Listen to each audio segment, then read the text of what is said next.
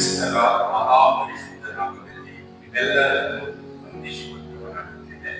Price the lord. ಶಾಲು ಈ ಬೆಳಗಿನ ಜಾವದಲ್ಲಿ ವಾಕ್ಯವನ್ನು ಯೋಹಾನನು ಬರೆದ ಸುವಾರ್ತೆ 3ನೇ ಅಧ್ಯಾಯ 3ನೇ ವಚನ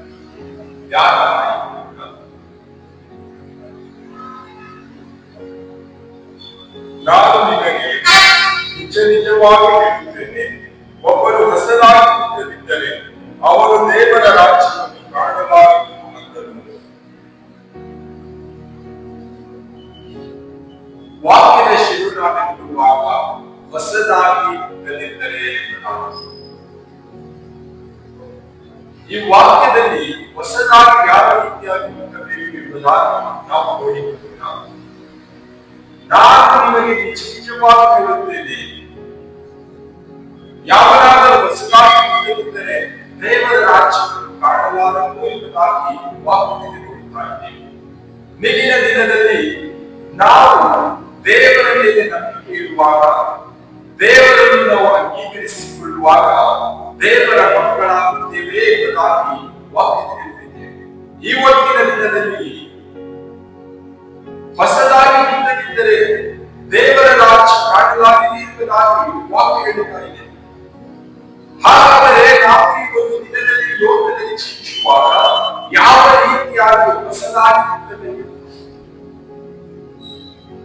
ಅನೇಕ ಜನರು ನಾನು ಹುಟ್ಟಿದ್ದೇನೆ, 20 ವರ್ಷ ಆಯಿತು, 30 ವರ್ಷ ಆಯಿತು, 40 ವರ್ಷ ಆಯಿತು, 50 ವರ್ಷ ಆಯಿತು, 60 ವರ್ಷ ಆಯಿತು, ನಾನು ಮತ್ತೆ ಹೇಗೆ ಹೊಸದಾಗಿ ಹುಟ್ಟಬೇಕು ಎಂಬುದಾಗಿ ಅನೇಕರಿಗೆ ಕ್ವಶನ್ ಬರುವುದಾಗಿದೆ.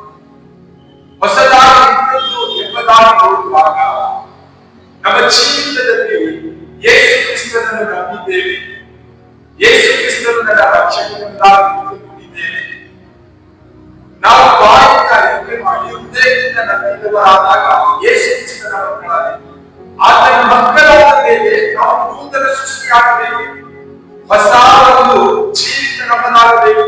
ಅದು ಯಾವ ರೀತಿಯಾಗಿ ಎಂಬುದಾಗಿ ನೋಡುವಾಗ ನಮ್ಮ ಜೀವಿತದಲ್ಲಿರ್ತಕ್ಕಂಥ ಹಳೆಯ ಜೀವಿತ ನಮ್ಮ ಜೀವಿತದಲ್ಲಿ ಯಾವುದೇ ಇರಬಾರದು. ಹಳೆಯ ಆಲೋಚನೆ, ಪಾಪದ ಜೀವಿತ, ನಾಶನ ಮಾರ್ಗ, ಮೋಸ, ವಂಚನೆ, ಕೊಲೆ, ದರೋಡೆ, ವ್ಯಭಿಚಾರ, ಕುಡಿತನ, ದುಂದೌತಣ, ಈ ರೀತಿಯಾದಂತಹ ಯಾವುದೇ ಜೀವಿತ ನಮ್ಮ ಜೀವಿತದಲ್ಲಿ ಇರಬಾರದು. ಆವಾಗ ನಾವು ಯೇಸು ಕ್ರಿಸ್ತನಲ್ಲಿ ಮತ್ತೆ ಪುನರ್ಜನ್ಮ, ಮತ್ತೆ ಹೊಸ ಸೃಷ್ಟಿ ನಮ್ಮದಾಗುತ್ತದೆ. ಹೊಸ ಸೃಷ್ಟಿ ಎಂಬುದಾಗಿ ನೋಡುವಾಗ ಮತ್ತೆ ತಾಯಿಯ ಗರ್ಭದಲ್ಲಿ ನಾವು ಕೂಡುವುದಲ್ಲ, ನೀರಿನಿಂದ ನಾವು ದೀಕ್ಷೆ ಸ್ನಾನ ತಗೊಂಡು ನಮ್ಮ ಎಲ್ಲ ಹಳೆಯ ಸಂಗತಿಗಳನ್ನು ಸತ್ತು ಹೊಡೆದು ಹೊಸ ಜೀವಿತ ಮಾಡುವುದು, ನೂತನ ಹೊಸ ಸೃಷ್ಟಿಯಾಗಿದೆ. ನಮ್ಮ ಹಳೆಯ ಜೀವಿತ ಯೇಸು ಕ್ರಿಸ್ತನನ್ನು ನಂಬಿದ ಮೇಲೆ, ಆತನ ರಕ್ಷಕನೆಂದು ತಿಳಿದುಕೊಂಡ ಮೇಲೆ ನಮ್ಮ ಜೀವಿತ ನೀರಿನಲ್ಲಿ ಮುಳುಗಿದಾಗ ಹಳೆಯ ಜೀವಿತ ಸಂಪೂರ್ಣವಾಗಿದೆ.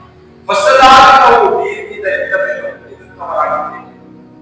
ಅದು ಯಾವಾಗ ಎಂಬುದಾಗಿ ನೋಡುವಾಗ ನಾವು ಯೇಸು ಕ್ರಿಸ್ತನಲ್ಲಿ ನಂಬಿಕೆ ಇಟ್ಟು ರಕ್ಷಕರು ಎಂಬುದಾಗಿ ಹೇಳುವಾಗ ಯೇಸು ಕ್ರಿಸ್ತನು ನಮ್ಮನ್ನು ಮಕ್ಕಳೆಂಬುದಾಗಿ ಕರೆಯುತ್ತಾನೆ. ನಾವು ನಂಬಿಕೆಯಿಂದ ಅರಿಕೆ ಮಾಡಿ ನೀರಿನಲ್ಲಿ ದೀಕ್ಷೆ ಸ್ನಾನ ತಗೊಂಡು ನಾವು ಎದ್ದೇಳುವಾಗ ನಮ್ಮೆಲ್ಲ ಸಂಗತಿಗಳು ನೀರಿನಲ್ಲಿ ಮುಳುಗಿದಾಗ ಹಳೆಯ ಜೀವಿತ ಸತ್ತೋಗುತ್ತದೆ. ನೀರಿನಿಂದ ಮೇಲೆ ಎದ್ದೇಳುವಾಗ ನಾವು ಹೊಸದಾಗಿ ಹುಟ್ಟುತ್ತೇವೆ. ಆ ಹೊಸದಾಗಿ ಹುಟ್ಟಿದ ಜೀವಿತ ಅದು ಯೇಸು ಕ್ರಿಸ್ತನಲ್ಲಿ ನಮ್ಮನ್ನು ನಿತ್ಯ ಜೀವಕ್ಕೆ ಸೇರಿಸುತ್ತದಾಗಿದೆ.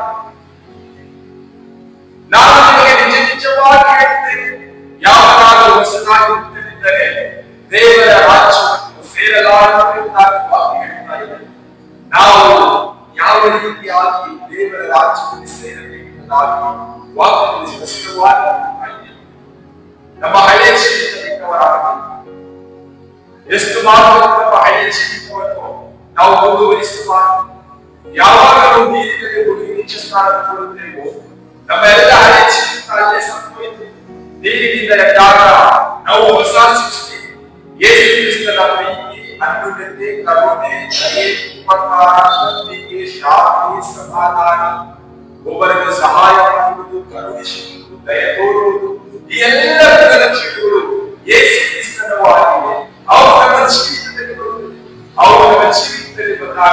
ನಾವು ಈ ಲೋಕದಲ್ಲಿ ಜೀವಿಸುವಾಗ ಹೊಸದಾಗಿ ಹುಟ್ಟಿದವರಾಗಿ ದೇವರ ರಾಜ್ಯದಲ್ಲಿ ಸೇರುವುದಕ್ಕಾಗಿ ನಮಗೆ ಸಹಾಯ ಮಾಡುತ್ತದೆ, ನಮಗೆ ಸಾಧ್ಯವಾಗುತ್ತದೆ.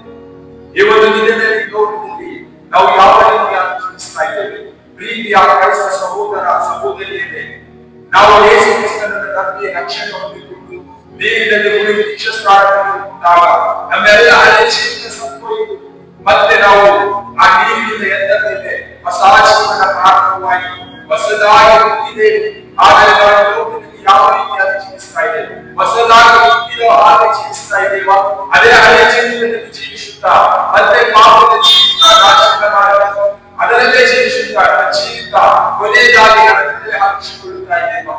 ಈ ಒಂದು ದಿನದಲ್ಲಿ ಸುಂದರ ಸಮಯವಾಗಿ ನಾವು ಹೊಸದಾಗಿ ಹುಟ್ಟಿದವರಾಗಿ ದೇವರ ರಾಜ್ಯದಲ್ಲಿ ಸೇರುವವರಾಗಿ ನಾವು ಈ ಒಂದು ದಿನದಲ್ಲಿ ಲೋಕದಲ್ಲಿ ಜೀವಿಸುವಾಗ ಹೊಸದಾಗಿ ಹುಟ್ಟಿದವರಾಗಿ ಈ ಲೋಕದಲ್ಲಿ ಅನೇಕ ಜನರಿಗೆ ಅವರು ಕತ್ತಲೆ ಜೀವಿತದಲ್ಲಿ ಜೀವಿಸ್ತಾ ಇದ್ದಾರೆ, ನಾಶಕಾಲದಲ್ಲಿ ಜೀವಿಸ್ತಾ ಇದ್ದಾರೆ. ಆ ಜನರಿಗೆ ನಾವು ಹೊಸದಾಗಿ ಹುಟ್ಟುವ ಬಗ್ಗೆ ತಿಳಿಸಿಕೊಟ್ಟವರಾಗಿ, ಹೊಸದಾಗಿ ಹುಟ್ಟಲಿದ್ದರೆ ದೇವರ ರಾಜ್ಯ ಸೇರಲಾಗಿದೆ ಎಂಬುದಾಗಿ ನಾವು ಪ್ರತಿಯೊಬ್ಬರು ಈ ಲೋಕದ ಜನರಿಗೆ ತಿಳಿಸಿಕೊಟ್ಟವರಾಗಿ ಕರ್ತನು ಈ ವಾಕ್ಯವೆಲ್ಲರ ಆಶೀರ್ವದಿಸಲಿ.